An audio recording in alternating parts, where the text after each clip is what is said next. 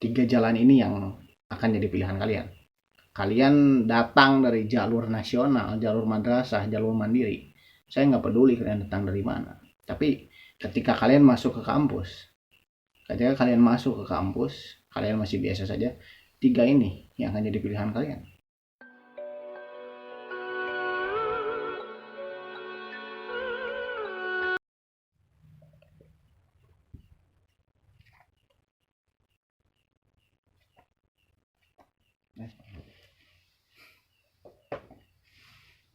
Apa kabar? Ya, ketemu lagi di video saya yang malam ini. Sebetulnya gak usah sekarang juga saya update, tapi kebetulan hari ini ada kabar bahwa UIN Bandung sudah melaksanakan PBAK di hari pertama. Oke, saya akan jelaskan. PBAK online tentunya itu sudah dilaksanakan untuk yang kedua kalinya, karena angkatan saya pun itu melaksanakan PBAK online. Tapi dalam PBAK itu adalah pengenalan budaya akademik kemahasiswaan, yang dimana kalian akan mendapatkan fasilitas-fasilitas PBAK seperti alma mater, sertifikat, dan lain sebagainya. Tapi entah kapan kalian akan mendapatkan itu.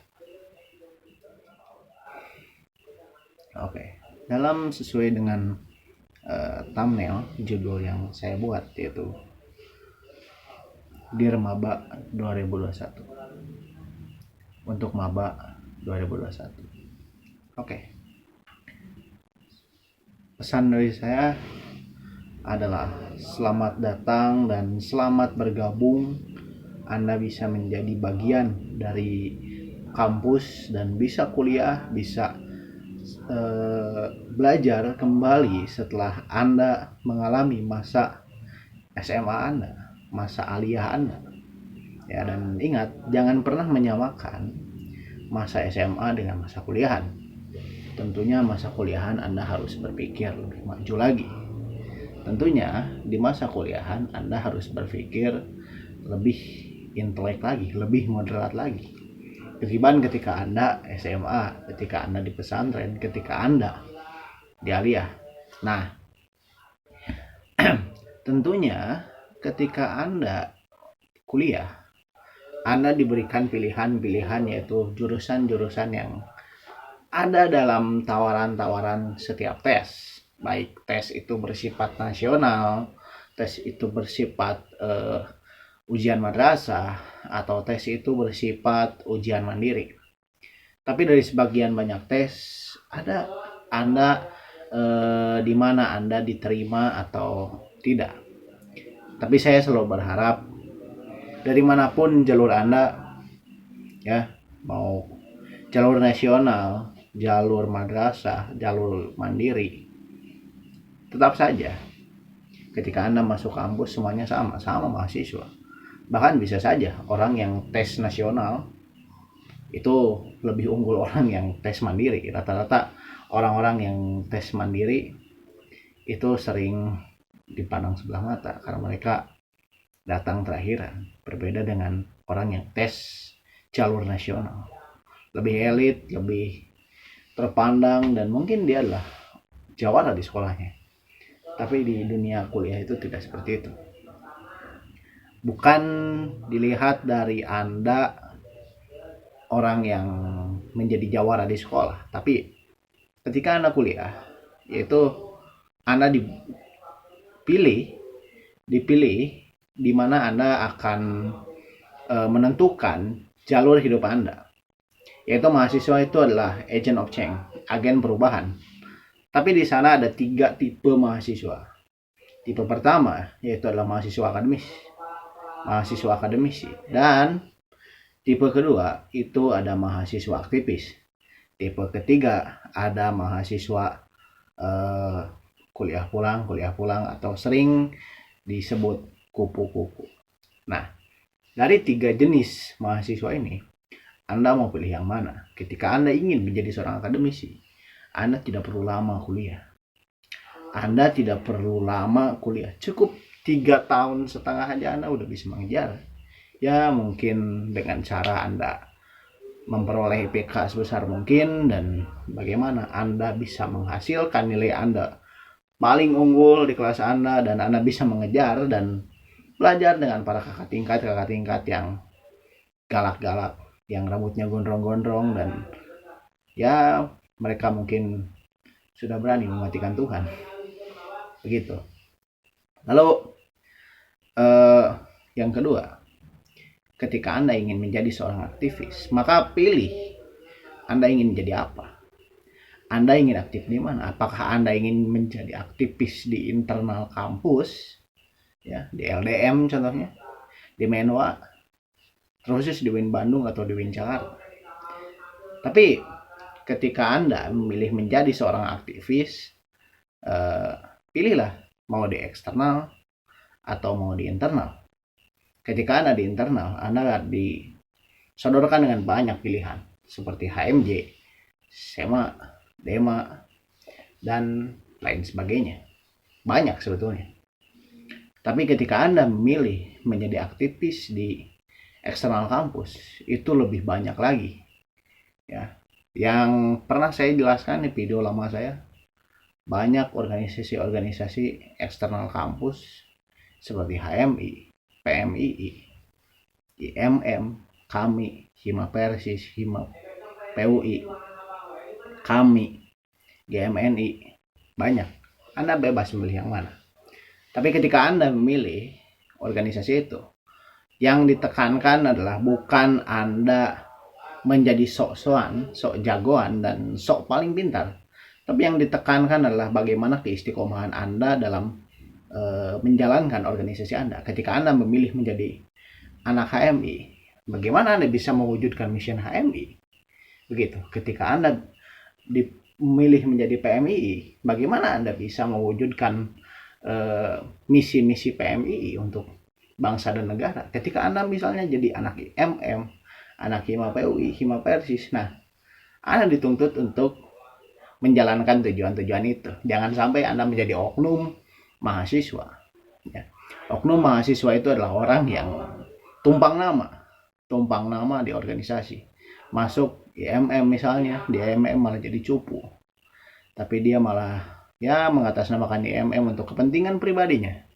Mengatasnamakan IMM untuk kepentingan dirinya sendiri, untuk dompetnya sendiri.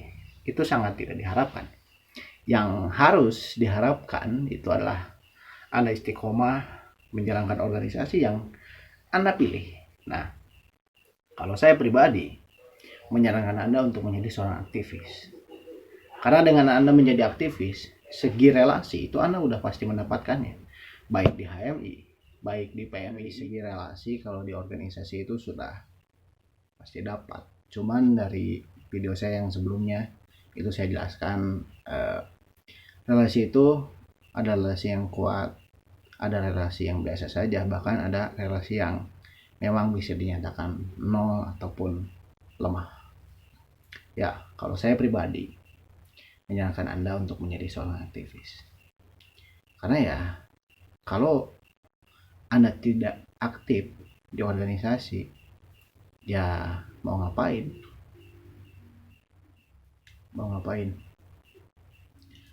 Kita kalau enggak aktif di organisasi, ya kita kuliah gitu aja. Nah, masuk ke tipe mahasiswa yang ketiga, yaitu mahasiswa kupu-kupu. Kuliah pulang. Ya, mahasiswa kupu-kupu begitu saja. Cuman datang ke kampus misalnya atau kuliah online, belajar pulang, baca buku dan lain sebagainya, nggak ada aktivitas lain. Begitu saja, standar lulus 4 tahun. Tapi ya saya tidak menyalahkan. Anda mau aktif di organisasi silahkan, Anda mau tidak aktif di organisasi pun silahkan. Itu kembali ke pribadi personal Anda. Cuman saya menyarankan untuk menjadi seorang organisator, untuk menjadi seorang aktivis dimanapun Anda berproses, mau di HMI, di PMI, IMM, silahkan, itu ada di hati dan pribadi Anda untuk memilih. Tapi kalau saya sangat menyarankan, sangat disayangkan kalau jadi mahasiswa tidak jadi aktivis. Bahkan menjadi mahasiswa itu selalu menjas bahwa aktivis itu buruk, aktivis itu negatif. Nggak ada istilah aktivis negatif sebetulnya. Tapi aktivis itu adalah orang yang mau menjadi seorang agen perubahan dan selalu membela kaum-kaum yang tertindas. Makanya di thumbnail video saya itu spesial itu ya. Itu saya sandingkan foto dosen hebat itu. Nah, jadi begitu. Ketika menjadi mahasiswa, 3 jalan ini yang akan jadi pilihan kalian. Kalian datang dari jalur nasional, jalur madrasah, jalur mandiri. Saya nggak peduli kalian datang dari mana. Tapi ketika kalian masuk ke kampus, kalian masih biasa saja. 3 ini yang akan jadi pilihan kalian. Kalian mau jadi akademis, jadi akademisi, jadi aktivis, atau kalian ingin menjadi seorang kupu-kupu. Ya, akademisi itu bisa dibilang kura-kura ya. Ada kupu-kupu, ada kura-kura. Kalau kata sahabat saya, kebetulan dia senior PMII, Bang Muhammad Al-Hafiz, dia bilang mahasiswa kura-kura itu orang yang kuliah rapat ya. Kalau kupu-kupu itu kuliah pulang. Tapi dalam berorganisasi, ya, saran dari saya, jangan mau masuk ke organisasi karena tawaran-tawaran, atau jangan mau masuk ke organisasi karena diiming-imingi oleh kating-kating yang tidak bertanggung jawab. Mereka menawari datang ke Anda baru saja masuk ke kampus dan mereka datang ke Anda secara rame-rame bilang, "Woi, masuk dong ke organisasi saya nih. Di sini Anda dapat ini. Itu tawaran-tawaran yang membualkan sebetulnya. Dan saya masuk ke organisasi saya itu bukan karena tawaran, tapi karena hati saya itu sudah memilih itu. Saya sholat istikharah, saya meminta jawaban, dan jawabannya itu saya harus di sana, dan itulah jalan hidup saya. Begitu. Lalu ketika Anda misalnya memutuskan jadi seorang aktivis, pilih organisasi yang memang betul bisa diejawantahkan ke dalam kehidupan sehari-hari Anda. Apa ilmu-ilmu yang Anda dapat di organisasi yang Anda jalani itu bisa diejawantahkan atau terejawantahkan ke dalam kehidupan sehari-hari. Tapi ketika Anda menjadi mahasiswa, masuk ke organisasi karena Anda diculik atau karena Anda ditawar-tawari oleh kating-kating yang ya seperti itu, dan saya pun pernah mengalami itu. Jujur saja, saya pun pernah mengalami itu. Saya sering mengalami itu, berkali-kali, banyak, bukan hanya 1-2. Tapi saya punya pilihan saya sendiri, mohon maaf. Begitu. Tapi jika Anda ditawari oleh kating-kating Anda untuk memilih, dipaksa masuk ke organisasi Anda, bahkan mungkin ya dengan berbagai cara, dengan berbagai bisikan-bisikan, hasudan-hasudan, jangan, biarkan saja. Ya memang setiap organisasi eksternal ataupun internal punya cara promosinya yang sendiri-sendiri ya. Tiap organisasi itu punya marketingnya sendiri-sendiri ya. Organisasi A marketingnya seperti apa, organisasi B marketingnya seperti apa, organisasi C marketingnya seperti apa. Tetapi semua itu tidak bisa dilihat dari perspektif marketing. Semuanya harus dilihat dari kualitas. Percuma saja kalau marketingnya bagus tapi kualitasnya nihil gitu. Lebih baik marketingnya biasa-biasa aja, marketingnya nggak terlalu bagus, nggak terlalu wah, tapi dari segi kualitas itu terbaik gitu, daripada dari segi marketing itu banyak menjanjikan, dari segi marketing banyak tawaran-tawaran ini itu, tapi nihil, itu nggak ada apa-apanya.